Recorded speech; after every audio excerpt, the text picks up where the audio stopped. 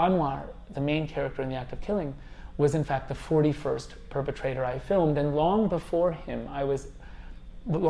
met him, I was proposing this. The method was not, therefore, a kind of lure to get them to open up. It was not about giving them enough rope to hang themselves. Indeed, they had hung themselves from the very first time I filmed them. It was a way of, it was a response to their openness, an effort to try and understand why they're so open.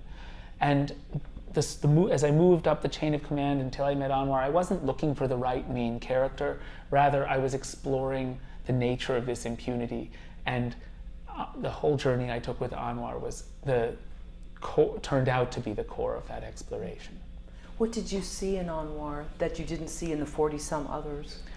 I think that Anwar's pain is somehow close to the surface. And I think through the reenacting, through Anwar's boasting, it became clear something that I think was true of everybody else, which is that the boasting is not a symptom of the lack of remorse, the lack of a conscience, but in fact the opposite. It's a desperate attempt to convince oneself that what one did was right. It's Anwar's attempt to convince himself that what he did was justified. You know, there's another death squad in the film named Adi, and he says in the film, he says to Anwar, killing is the worst, and to me, killing is the worst thing you can do, but if you're paid well enough, go ahead and do it. But the key to doing it successfully is to make up an excuse so that you can live with yourself afterwards. And I think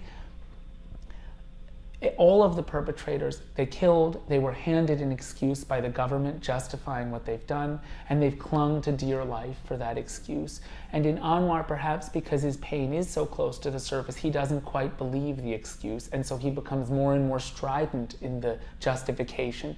The justification spills over into celebration. Perhaps with Anwar in that celebration, I thought I was catching the essence of a regime of impunity, which I think I was.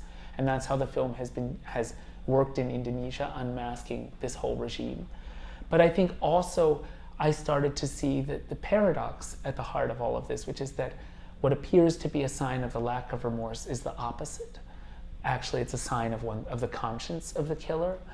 And beyond that, in that paradox lies a tragedy about how we as human beings, how there's a downward spiral of corruption and evil, in that once you've killed, once you've justified, you get away with it, you justify it, you even celebrate it. It's actually because you know it was wrong at some deep level that you're celebrating it. That demands that you commit further evil. It demands that you, having thus corrupted yourself in that way, it demands that you suppress the survivors so they don't challenge your version of the events. It demands that you blame them, and then you can shake them down in markets or steal their land, which you hear about and see in the film.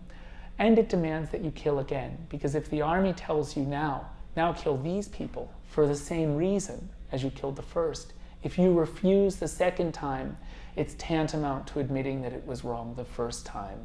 And that's what these men have been desperately trying to run away from. So essentially you see The Act of Killing documents, witnesses the downward spiral of corruption and evil that all human beings are capable of because we have morality. Once we corrupt ourselves with an original sin, get away with it, and build our normality on the basis of the terror and lies that lie therein.